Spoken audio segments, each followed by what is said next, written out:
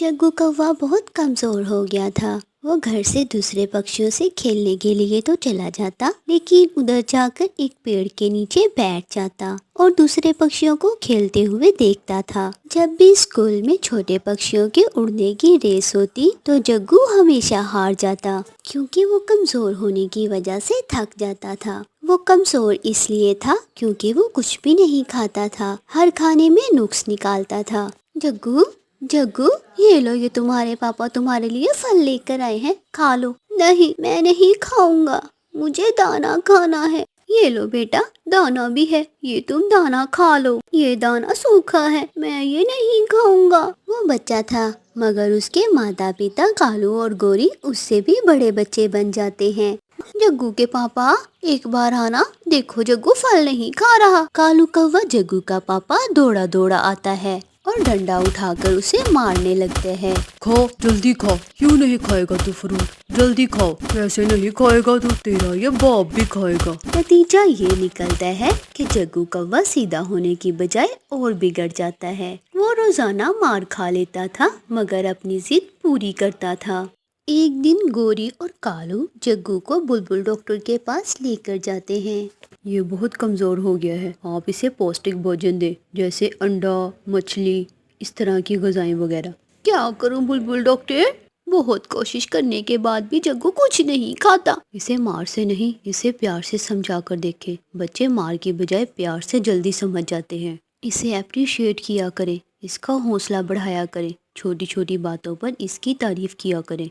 दूसरी तरफ रानो चिड़िया अपने बेटे को हर बात प्यार से समझाया करती थी। मम्मा, मैं चने का दाना नहीं खाऊंगा। कुकू बेटा, जो बच्चे चने का दाना नहीं खाते वो कमजोर हो जाते हैं। जब मैं छोटी थी तो मैं भी ऐसे ही जिद किया करती थी, मगर जब मैं बीमार हुई तो पूरे 5 टीके लगे थे मुझे। नहीं नहीं मम्मा, मैं टीके नहीं लगवाऊंगा, मैं तो मजाक कर रहा था, मैं सब खाऊंगा। चिड़िया ऐसे प्यार से अपने बेटे को समझाया करती थी। लो बेटा, ये उबला हुआ अंडा खा लो। बुलबुल डॉक्टर ने कहा था कि जग्गू को उबला हुआ अंडा हर रोज देना है। नहीं मामा, मैं उबला हुआ अंडा नहीं खाऊंगा, मुझे अंडे से बू आती है। खा लो बेटा अंडा, तुम ठीक हो जाओगे। मैं नहीं खाऊंगा, मैं नहीं खाऊंगा, नहीं खाऊंगा मैं। देखती हूँ मैं भी आज फिर तुम अंडा कैसे नहीं खाओगे। जग्गू के पापा, आना एक बार, देखना जग्गू अंडा नहीं खा रहा। कालू कौवा गुस्से में आता है और जग्गू को मारने लगता है। कालू कौवा जग्गू को लेटाकर उसके ऊपर बैठ जाता है। कुकू बेटा, मैं अभी आई, ये कौवों के घर से कैसा शोर आ रहा है। शोर सुनकर पड़ोसन चिड़िया कौवों के घर आती है। कालू, छोड़ो बच्चे को, कुछ शर्म करो, कैसे मारपीट कर रहे हो बच्चे के साथ। चिड़िया, तुम नहीं जानती इस बच्चे को, इसने नाक में दम कर रखा है हमारे। ना कुछ खाता है ना पीता है, और सारा पैसा दवा में लगा देता है हमारा ये। कालू, छोड़ो इसे। चिड़िया जग्गू को एक तरफ कर लेती है। बच्चे मार से और ऐसे डांट से और ज्यादा बिगड़ते हैं, इसे प्यार से समझाओ। चलो जग्गू, कुछ दिन आप मेरे साथ चलो, मैं जग्गू को कुछ दिन अपने घर ले जाती हूँ। फिर देखना जग्गू सब खाएगा और आप लोगों का सब कहना मानेगा। ले जा चिड़िया, हम भी तो देखें कहाँ कमी है हमारे समझाने में, या फिर ये बच्चा है ही ऐसा। देखता हूँ मैं भी। चिड़िया, तुम इसे कैसे सीधा करती हो? चिड़िया जग्गू कौवे को अपने साथ अपने घर ले जाती है। जग्गू बेटा, चुप हो जाओ। मम्मा पापा हमेशा मारते हैं, कभी अंडा ना खाने पर तो कभी दाना ना खाने पर।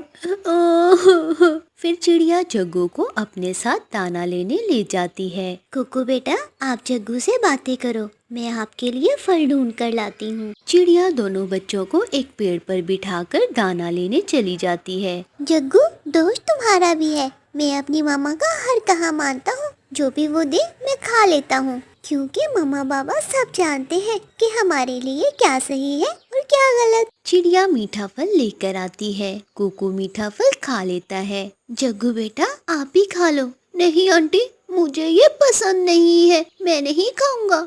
अच्छा ठीक है, मैं छिलका उतार कर देती हूँ आपको, देखते हैं फल आप पहले खत्म करते हो या मैं। ऐसे चिड़िया बहुत प्यार से जग्गू को वो फल खिला देती है। जो चीज जग्गू को पसंद ना होती वो चिड़िया उसे प्यार से खिला देती थी। आहिस्ता आहिस्ता जग्गू अब सब खाने लगा था। वो तो अब उबला हुआ अंडा भी खाने लगा था। फिर चिड़िया जग्गू को उसके मामा और पापा के पास ले जाती है। गोरी और कालू, मैं ना कहती थी आपका जग्गू को समझाने का तरीका गलत है। अब जग्गू बेटा सब खाएगा। मम्मा मम्मा, क्या घर में उबला हुआ अंडा है? ये सुनकर गोरी और कालू हैरान हो जाते हैं और चिड़िया से अपनी गलती मानते हैं। हाँ चिड़िया, मैं मान गया, हमारी ही गलती थी, हमारे समझाने का तरीका ही गलत था। अब हम सब समझ गए हैं कि बच्चों को मार से ज्यादा प्यार की जरूरत होती है। ऐसे जग्गू कौवा सब खाने लगता है। गोरी और कालू जग्गू को प्यार से समझाने लगे हैं।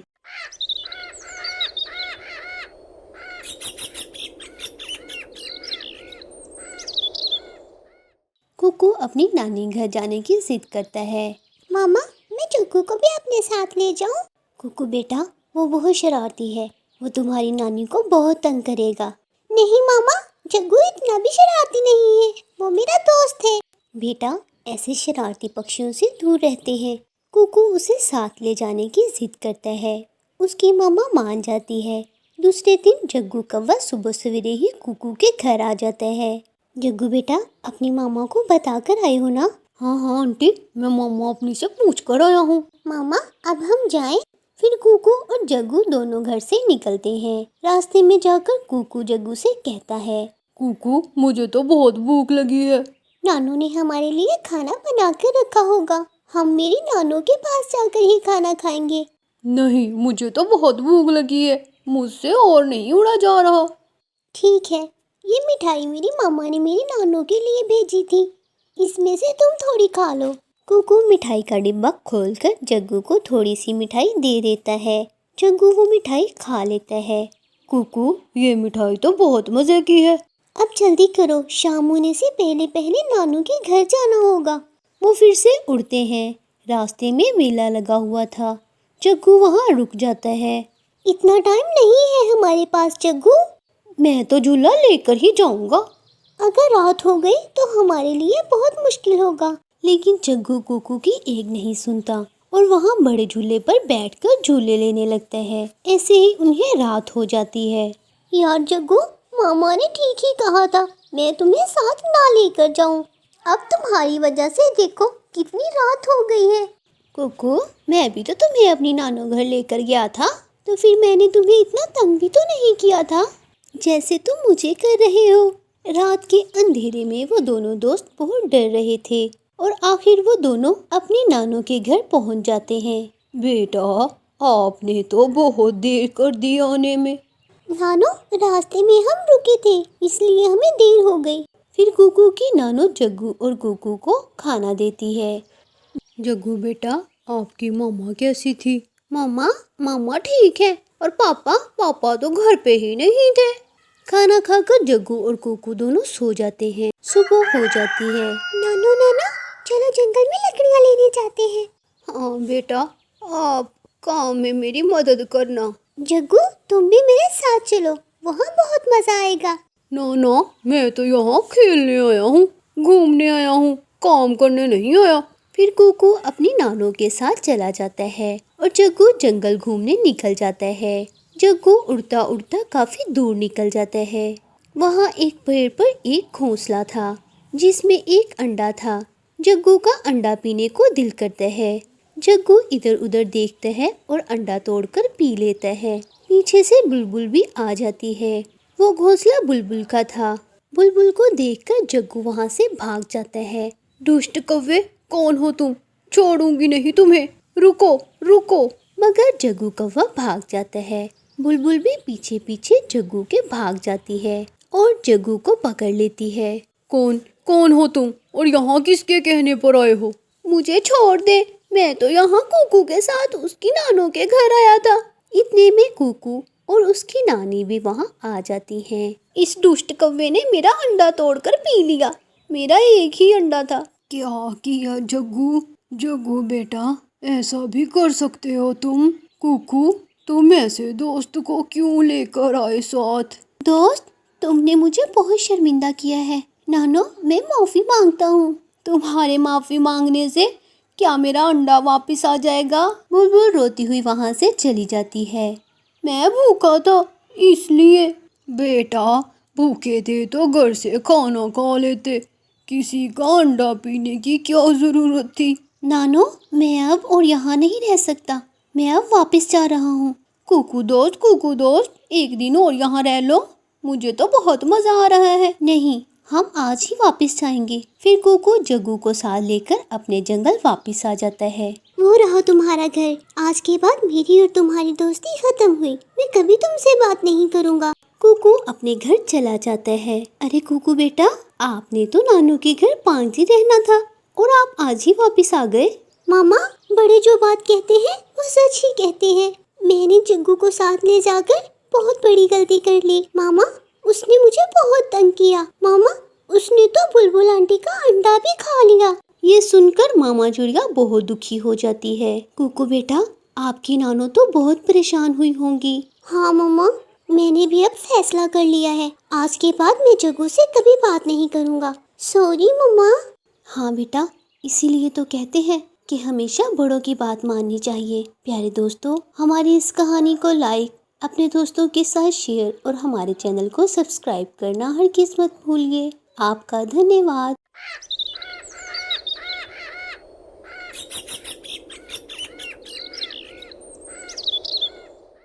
ये तो गौरी आंटी की आवाज़ है।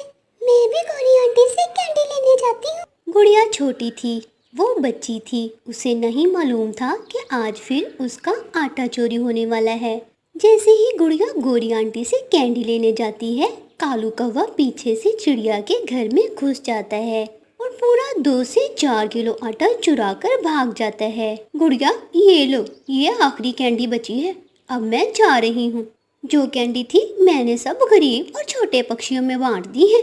गौरी आंटी, आप जैसा कोई भी नहीं है। आप बहुत अच्छी हैं। कभी आप गरीबों में दाना बांटती हैं तो कभी कैंडीज। चिड़िया अपने घर आ जाती है। गुड़िया बेटी, कहाँ से आई हो? आज फिर दरवाज़ा खुला छोड़कर बाहर गई हुई थी। सच मम्मा, मैं तो वो सामने वाले पेड़ के पास कैंडी लेने गई थी। गौरी आंटी कैंडी बांट रही थी। गौरी? क्या फिर आई थी गौरी? नहीं मम्मा, घर के अंदर तो नहीं आई गौरी आंटी। वो तो उस पेड़ पर बैठकर गरीब और बेसहारा बच्चों में कैंडीज बांट रही थी। तो फिर आप क्यों गई कैंडी लेने? मम्मा, मेरा भी दिल कर रहा था, मैं भी चली गई। जब बुलबुल अपना आटा लेने आती है तो आज फिर चिड़िया का आटा कम था। गुड़िया बेटी, मैं ना कहती थी कि वो गौरी की बच्ची ही कोई ना कोई चक्कर चलाती है। मम्मा, आप भी ना ऐसे ही उस बेचारे पर शक करती रहती है। मामा चिड़िया किसी से कोई बात नहीं करती। वो चुप करके लोहार पक्षी के पास जाती है। लोहार लोहार, मुझे एक ऐसा फंदा बना कर दो जिसमें आया पक्षी छूट ना सके। ये फंदा बना तो लकड़ी का है, मगर इसमें फंसा हुआ पक्षी कभी छूट नहीं सकता। चिड़िया वो फंदा ले आती है और घर में आटे के पास लगा देती है। गुड़िया बेटी, मैं बोझा लेने जा रही हूँ और हाँ, याद रखना, इस आटे के थैले के पास आप न जाना। मम्मा, क्या आप मुझ पर शक कर रही हैं कि मैं आटा बेचकर चीज खा लेती हूँ? आज तो चोर पकड़ा जाएगा तुम्हारी आंखों के सामने।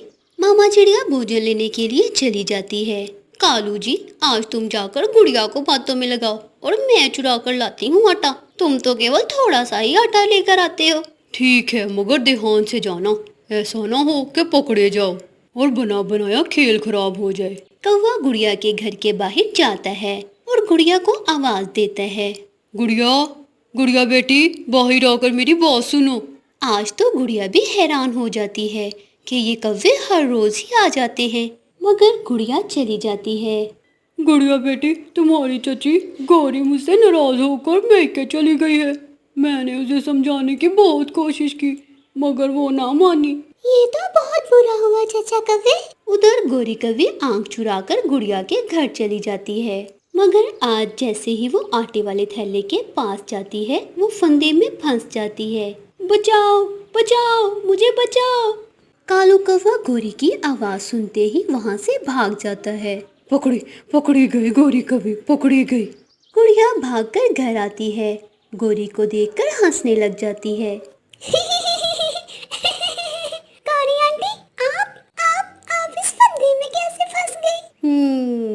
तो गुड़िया, अब बताओ कौन है आटा चोर? मैंने आज इस थैले के पास फंदा लगाया हुआ था। चिड़िया चिड़िया, मेरी टांग टूट जाएगी, प्लीज जल्दी से फंदा खोल दो। मगर चिड़िया डंडा लेकर गोरी कौवी की खूब पिटाई करती है। चिड़िया छोड़ दो, प्लीज प्लीज चिड़िया छोड़ दो, आज के बाद कभी आटा चोरी नहीं करूंगी, प्लीज मुझे छोड़ दो। गुड़िया सब देखकर हंसी जा रही थी।